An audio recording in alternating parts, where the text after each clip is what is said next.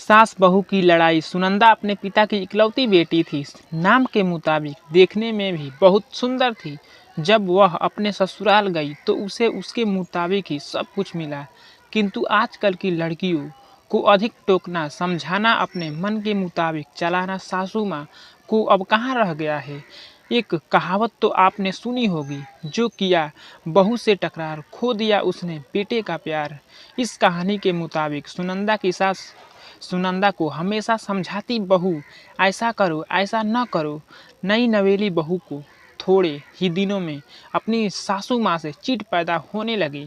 इस प्रकार यह सिलसिला आगे की ओर बढ़ता गया। एक दिन सुनंदा के घर कुछ मेहमान आने वाले थे। सासू माँ बोली, बहू आज कुछ अच्छी अच्छी व्यंजन बनाओ और मेहमानों के लिए चाय नाश्ता का इंतजाम भी अच्छी तरह से होनी चाहिए। बस अब क्या था, इतना सुनते ही सुनंदा गुस्से से लाल हो गई। उसने जल भूनकर उस दिन तो काम किया, लेकिन उस दिन के बाद सुनंदा ने चाल चलना शुरू किया। सास जैसा कहती वह ठीक उसके विपरीत करती थी। सास ने भी पुरानी कहावत के मुताबिक बहू को उसके माता पिता को गाली देना, उसे कोसना और बड़बड़ाना शुरू कर दिया। दोनों सास बहू में आनाकानी हमेशा चलता रहता था।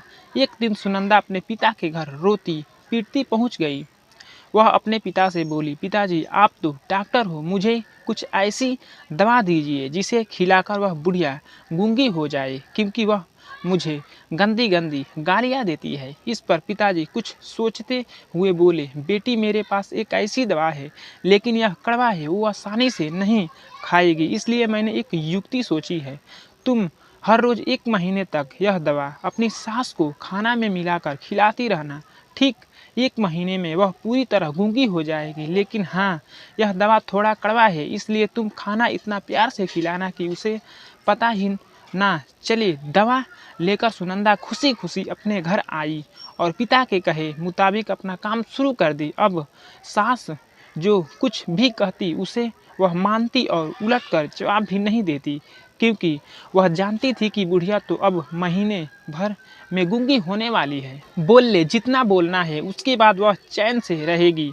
अब हर रोज़ वह प्यार से चुटकी भर दवा खाना में मिलाकर प्यार से माँ जी को देती थी। माँ भी समझती शायद इसके माता पिता ने इसे समझाया बुझाया है, इसलिए यह लड़ना झगड़ना बंद कर दी है। अब माँ जी भी बहू की खूब प्रशंसा किया करती थी और वह बहू भी प्रशंसा सुनकर प्यार बातें किया करती थी।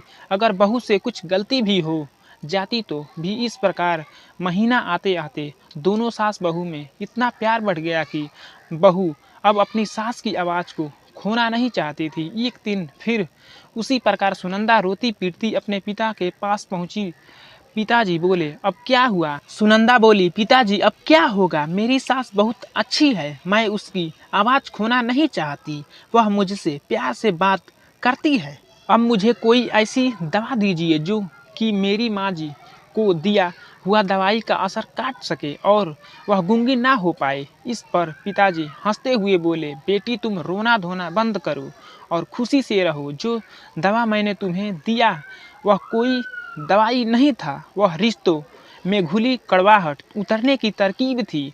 अगर मैं ऐसा नहीं किया होता तो तुम शायद आज नहीं सुधारी होती। बेटी इसी प्रकार यदि तुम अपनी सास के साथ अच्छे से रहोगी तो वह भी तुम्हें अपनी बेटी के समान प्यार करेगी। अब सुनंदा को सारी बातें समझ में आ गई थी। उसे अपनी गलती का एहसास भी हो गया था। वह वापस अपने ससुराल चली आई। इसके बाद दोनों सास बहू प्यार से रहने लगी। उनके बीच स्नेह और अपनापन का भाव आ गया और घर खुशियों से भर गया।